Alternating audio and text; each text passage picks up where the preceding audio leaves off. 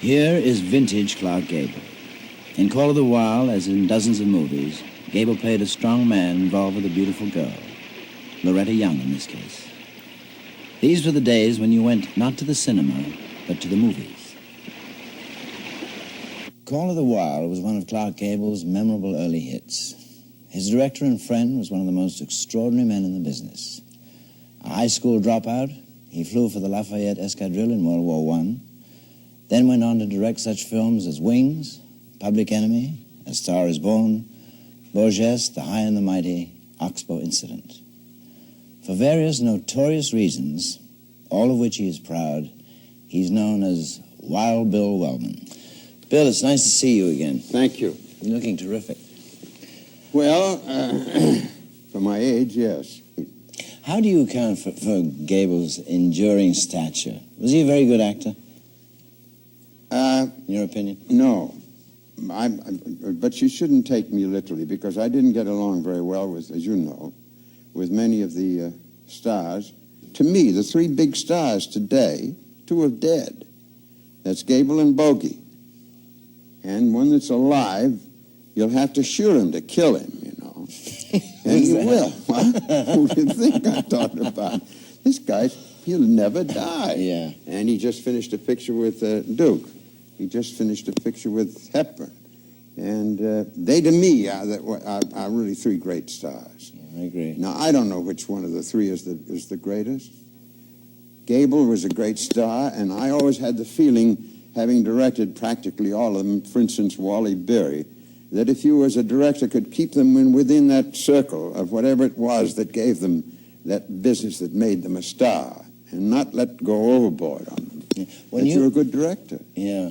When you directed him in Call of the Wild, there was and the story was that he wasn't paying too much attention. He was paying too much attention to monkey business. What did you do about that? Well, I was going to tell you that, but I wasn't even going to be, I wasn't even going to say monkey business. But however you said it, he was paying too much attention to monkey business. We're on top of Mount Baker in Washington in the middle of the winter, and it's cold, awfully cold, and he wouldn't come to work on time. And as you probably know, I had a frightful way of losing my temper. Frightful temper, let's put it that way. And finally, I did something I should never have done. I got mad and lost my temper in front of the whole crew. I told him what I thought about him. I said, you coming here at 11 o'clock when the call is at 9, and all the property men and the grips and everybody else are freezing their shoulders off, me too, and you're a big guy, and I weigh 150 pounds. But you make your living with your face. And I don't. I'm behind the camera. No one gives a damn what I look like. But I weigh 150 pounds, and it's 150 pounds that has been well educated in the Foreign Legion, and it's a dirty 150 pounds. And I can assure you that maybe I'll go to the hospital. I don't know anything about it, but you're going to be a different kind of a looking kind of a guy. You were going to make him into a No, guy? no, it was on the level. And I wasn't afraid. And I was wondering whether, because he's a big man. I know. And nothing happened. And he sort of turned around and walked away. And then we went on. And it was Mr. Gable and Mr. Wellman from then on. For 2 years it was Mr. Gable and Mr. Wellman. Really? Yeah. In Call of the Wild, you had Gable starring opposite a dog. How'd they get along? I got to tell this quickly, too, because I'd be here forever. You know how it is in the picture business. The big scene was the dog pulling this 1,000 pounds, 100 yards. We did it in the San Fernando Valley in the middle of the summer. We had fake snow. We had a hospital full of fainting people. Everybody that had sense had no clothes on, if possible. And it was really rough and tough. And this was the day that he had that old Buck was the name of the dog. So I said, we'll try it. He just sat down like a dog does. He's a big fella with his tongue out a mile and panted. Gable tried to buy the dog. He did everything, and the dog idolized him. They gave him food. They even hit him, to try and get him. He wouldn't do. So out of hell with it. He just stayed there.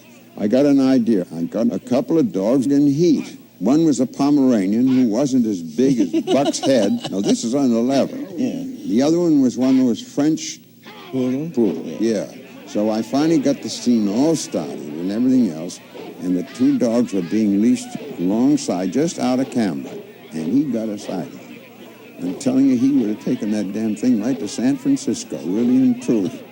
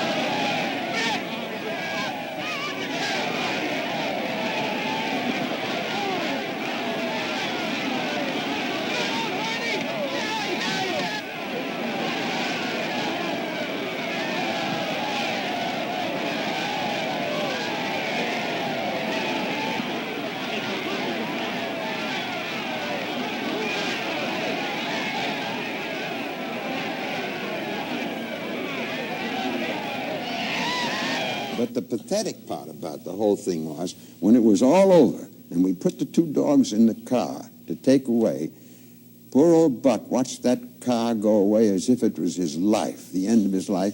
He would never speak to Gable again. Gable went over and tried to give him a tit-bit, and he snapped at him. And this is the tip. This is Gable to me.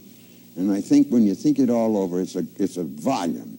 He came to me and he said, Bill, this is the first time in all my life I've ever double-crossed anybody. Oh, that's lovely. I don't think anybody else is going to say this, but to me, and knowing him as well as I did, Gable is the most tragic man that the motion picture business has ever had. Why do you say it tragic? Why do you say that? Because of all the things that happened, all the things that happened to him. I don't want to go through the whole thing. Well, for instance, when he married that delightful gal. Lombard. And that was delightful. And I can remember lots of times, especially a couple of times at Fred McMurray's house where we had a party, and everybody would leave but a few, about 10 or 12 of the vets. And then she'd go have fun. And she was so beautiful and so clothed so gorgeously. And this one particular night, she danced beautifully and ended up in the fountain on purpose. Then she went upstairs and got herself all undressed and put on Fred McMurray's pajamas and Fred McMurray's wild. Now, Fred McMurray's a big guy. And she came down, and this was the kind of a guy. And Gable gazed and looked at this woman with a love that I've never seen in my life. She was fascinating by him, and I'm sure that was his great love.